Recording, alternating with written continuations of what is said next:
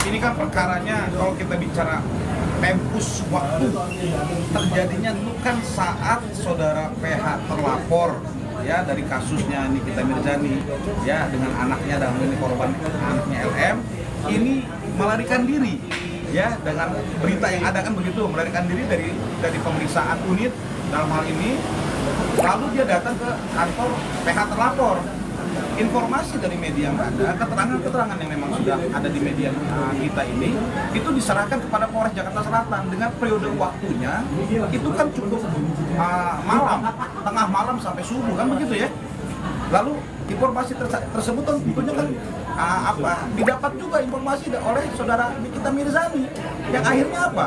Pemahaman masing-masing pihak ini berbeda. Yang akhirnya terjadilah pertemuan ya kedua belah pihak itu di Polres Jakarta Selatan.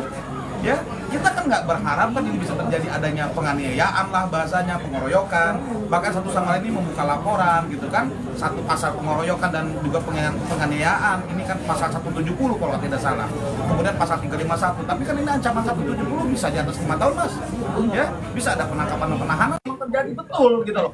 Kalau pengeroyokan kan lebih dari 1 orang, ya ini terjadinya ada di Polres Jakarta Selatan, tentunya kan ada barang bukti juga yang lain. Apa CCTV lah di sana, ya ada keterangan-keterangan petugas piket yang akhirnya ini yang seharusnya tidak terjadi karena situasi yang tidak memungkinkan saat itu, ya terjadilah ini gitu loh. Gitu ya. Nah, ini kan proses sudah SPDP mas dalam perkara ini. Ya SPDP itu surat perintah dimulainya penyidikan. Ya tahapan ini sudah masuk kepada penyidikan, tandanya cukup terang perbuatan pidana seseorang kan begitu.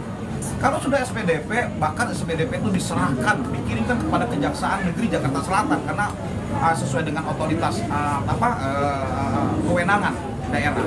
Kemudian ini kan sudah diperiksa mas semuanya, ya pihak pelapor sudah diperiksa dengan semua saksi-saksinya. Bahkan terakhir ini ada pihak pelapor sudah diperiksa betul. Tapi senyatanya setelah diperiksanya pihak terlapor, ini tidak ada kabar update dari pihak Humas atau Polres Jakarta Selatan langsung bagaimana perkara ini ada kepastian hukumnya dalam mekanisme penyidikan. Setelah diperiksa terlapor itu biasa umumnya dilakukan gelar perkara. Gelar perkara ini dari keterangan semua para pihak ini apakah menjadi memastikan terang pidana tadi untuk menetapkan tersangka. Sampai setelah diperiksa terlapor tidak ada lagi nih kabar penetapan tersangkanya atau bagaimana. Ini nih yang menjadi bias, menjadi asumsi banyak masyarakat, apakah kepastian hukum dalam proses perkara hukum yang terjadi ini tidak didapat gitu loh. Yang akhirnya apa?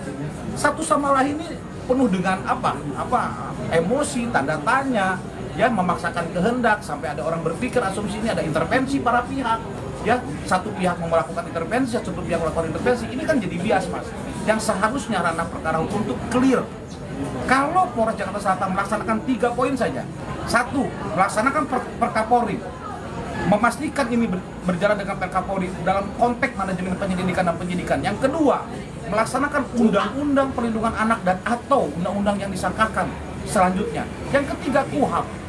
Kalau 3 hal ini Polres Jaksel ini memastikan ini sudah punya keyakinan, lanjutkan. Tapi kalau memang tidak punya keyakinan mas, sudah SP3 saja selesai ini.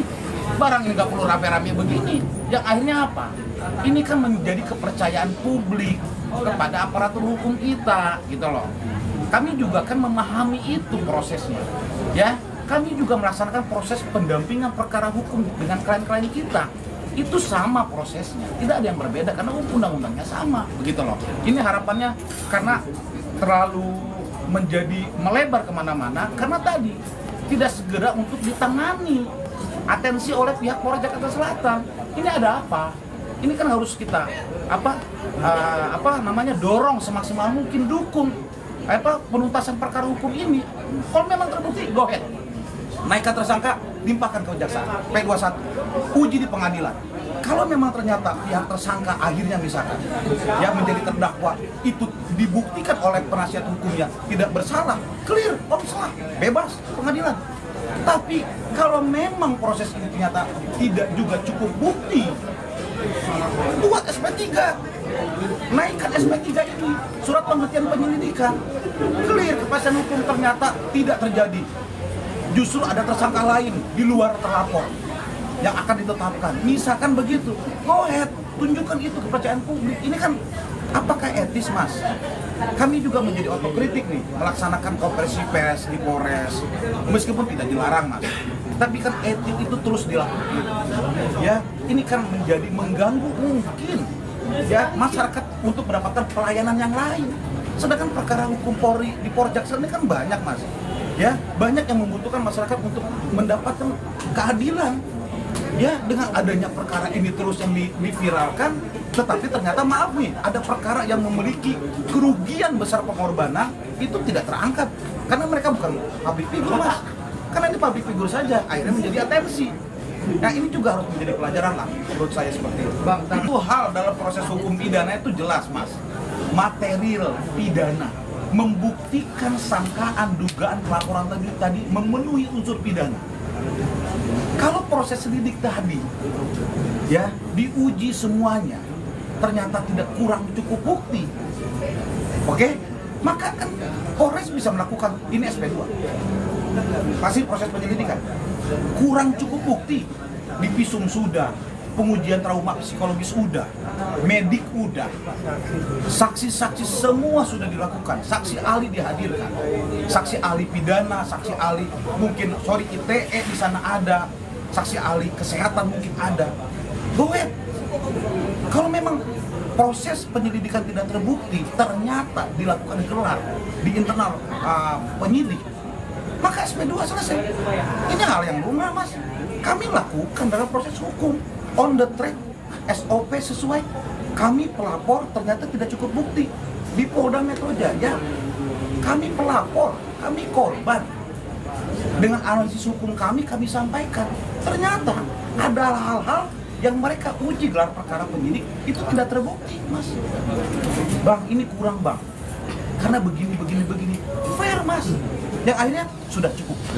Kami menyampaikan pada klien, Ibu, Bapak, ini tidak terbukti. Tidak cukup bukti, bukan tidak terbukti. Tidak cukup bukti dalam perkara pidana. Yang akhirnya terbit, Mas, SP2. Ini penyelidikan. Sekarang proses ini udah masuk SP3. Sudah SPDP. Kalau SPDP, Mas, tandanya tadi yang saya sampaikan di awal, sudah cukup terang perbuatan pidana oleh seseorang yang disangkakan pasal tadi, baik pasal primer ataupun yang sekundernya atau tersiernya. Kan ada beberapa pasal undang-undang yang disangkakan. Oke? Itu yang terjadi. Tandanya sudah terang pidananya. Kalau terang, Mas, itu sudah memenuhi minimal 2 alat bukti. Tandanya apa? Saat memastikan gelar perkara akhirnya terbit SPDP, penyidik Reskrim Unit PPA sudah cukup punya keyakinan bahwasannya perkara ini cukup terang pidananya. Tinggal diuji siapa yang melakukan aborsi ini, siapa yang melakukan persetubuhan ini, misalkan siapa yang melakukan pelecehan seksual ini, siapa, apakah terlapor atau ada yang lain, atau ada pelaku lain, diduga pelaku. Kan ini kan ada yang tahu kita, masyarakat kan ada yang tahu masalah ini kan hanya penyidik yang tahu dengan pihak pelapor korban. Nah, ketika ini terjadi ternyata bukan hanya, mohon maaf, terlapor yang disangkakan, dari hasil pemeriksaan semua ternyata ada pihak lain. Kira-kira bagaimana? Apakah ini bisa lanjut? Apakah harus ada pelaporan baru? Kan mekanisme hukum acara pidana di sana. Nah, disinilah perlu adanya strategi dan pendekatan PH dari pihak pelapor korban kepada pihak penyidik. Ya, kami ini memahami proses praktik ini gitu loh, karena memang kami adalah profesinya tersebut, tentunya pasti dilakukan gitu loh. Itu memang kan kemarin ada berita lagi kan gitu ya, yang ada di media juga oleh kalian semua. Itu ada media pengakuan saudara LM, pengakuan anak kita LM yang katanya tidak melakukan itu, tidak melakukan itu, betul ya? Pertanyaan saya dan pertanyaan kita, apakah pengakuan LN kepada pihak pelapor satu etis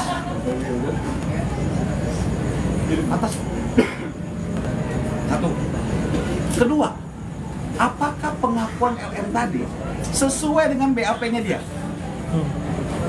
Itu aja. Kalau ternyata pengakuan LN kepada pihak terlapor itu tidak sesuai dengan BAP-nya, jadi beberapa kali dimintai keterangan oleh penyidik unit PPA. Siapa yang mau dipegang pengakuan tersebut? Siapa? Yang pertama, yang ketiga, harusnya pertama itu ya. Yang ketiganya, siapa yang pertama kali memberikan pernyataan LM memberikan pengakuan? Siapa? Yang seharusnya etisnya nggak boleh. BAP itu nggak boleh Anda dokumentasikan, Anda terima pun nggak boleh BAP. Apakah sama? Tanya dong. Sama siapa? Sama Reskrim Polres Jaksel, sama PH pelapor, sama saudara Niki Jamalizani. Kan begitu. Kalau memang benar, kalau ternyata nggak sesuai, Mas, kan bahaya ini, Mas. Ini kan BAP, berita acara pemeriksaan. Dan berita acara pemeriksaan itu adalah runtutan sistem resume perkara kalau nanti lanjut perkara di pengadilan. Saya lebih hati-hati mengenai hal ini. Seharusnya pihak yang terkait itu hati-hati membahas hal ini. Ternyata kan ini ada di media statement ini.